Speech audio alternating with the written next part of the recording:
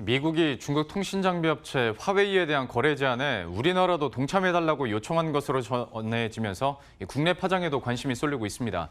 미국 눈치를 보지 않을 수가 없지만 그렇다고 화웨이와 절연하기도 어려운 상황인데요. 김혜람 기자와 함께 자세한 내용 알아보도록 하겠습니다.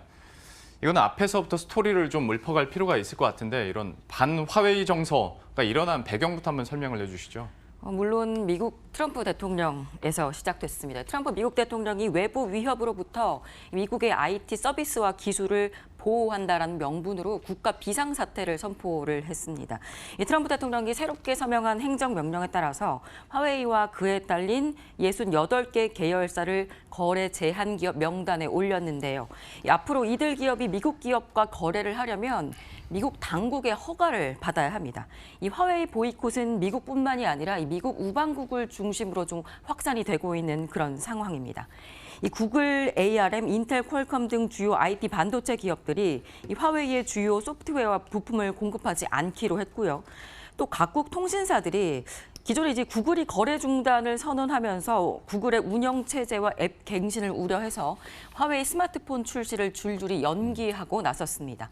이 물밑에서 미국 정부가 우리 정부에도 중국의 화웨이 제품을 도입하지 말아달라고 요청한 것으로 알려졌습니다. 그러니까 이제 고래 싸움에 새우등 터지는 경우가 구체화되고 있는 건데 우리나라 영향은 어느 정도일까요?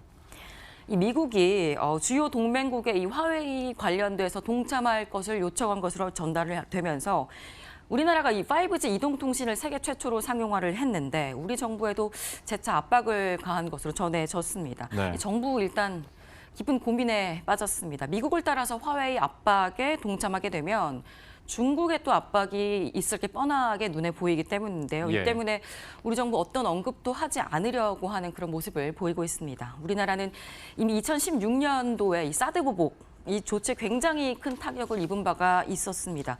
그런데 사실 현재는 미중 갈등이 너무 전면전으로 치닫고 있는 상황이어서 우리가 어느 한쪽 편에 선다라고 하면 상당한 타격을 입을 것으로 보이는데요. 유영민 과기정통부 장관은 이 세계 최초 5G 이동통신 상용화 윤곽이 잡혔던 작년부터 여러 번 이 외산 장비가 아닌 국산화에 힘써달라고 강조를 해왔습니다. 이 표면적으로는 통신 장비는 일단 깔고 나면 교체가 쉽지가 않은 이 종속성이 있기 때문에 국산화가 중요하다 이런 입장이었지만 업계에서는 간접적으로 화웨이를 염두에 두고 했던 발언이 아니었느냐라는 해석이 계속 나왔었습니다. 이번 사안에 대해서는 좀 장기적인 관점에서 계속 흐름들을 짚어봐야겠지만 당장 발등에 불이 떨어진 곳이 그 통신 장비를 쓰고 있는 LG U+ 아니겠습니까? 여기는 화웨이 장비를 쓰고 있는 것으로 알려졌는데 그럼 여기 상황은 어떻습니까?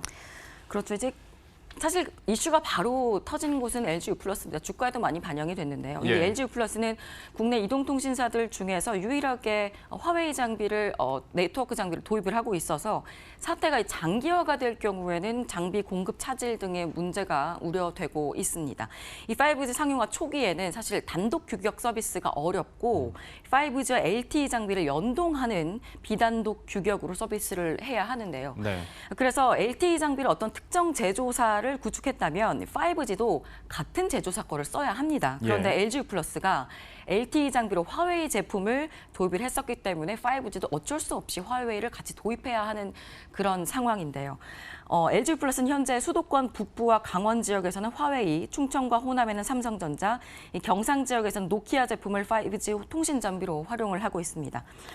LG U+ 측은 기지국 장비 물량 선 확보한 상태니까 문제가 없고 계획대로 기지국 구축해 나가겠다라고 밝히고 있습니다. 김홍식 하나금융투자연구원도 화웨이가 최소 1년 이상의 네트워크 장비 부품 재고를 확보해 줄 수 있을 것이라는 분석을 내놓기도 하고 있습니다. 하지만 이제 업계에서는 실제로 장비 수급의 문제도 있지만 화웨이 장비를 썼다는 이유로 소비자와 기업들 간에 기피할 가능성이 있다라는 우려를 좀 제기를 하고 있습니다. 서비스 이미지 그리고 신뢰도에 타격을 줄 수 있기 때문인데요. 또한 보안 전문가는 국산이 아닌 해외 네트워크 장비를 사용하게 될 경우에 실제로 보안 문제가 있다라고 언급을 하면서 이 해외 장비를 구축한 통신사들이 정보 유출 문제가 발생하게 됐을 경우에 책임을 질 수 있겠느냐라고 강하게 반문을 하기도 했습니다. 요즘에 나오고 있는 문제, 그러니까 보안상의 문제에 대해서 좀 다시 한번 설명을 해주셔야 될 것 같아요. 실제로 어떤 문제점들이 있는지, 그리고 실제로 그러면 통신사들이 좀 변화를 주고 있는 상황입니까?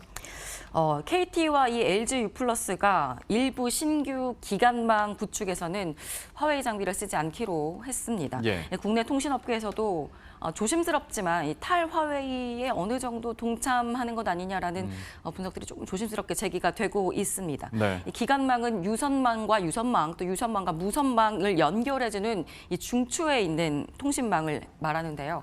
이 무선망은 아까 말씀드렸듯이 LG U+만 이 화웨이를 도입하고 있는데 이 기간망의 경우에는 KT뿐 아니고 LG U+, 또 SK텔레콤, SK브로드밴드 등 4개사가 모두 화웨이 장비를 도입을 하고 있습니다. 이 LG U+도 주한미군 전용으로 신규 구축하는 기간망에는 이 장비 업체에서 화웨이를 앞으로 제외하기로 했습니다. 통신사들의 결정도 어떻게 변화를 줄지 한번 계속 지켜봐야 될 일인 것 같습니다. 김혜람 기자와 함께했습니다. 잘 들었습니다.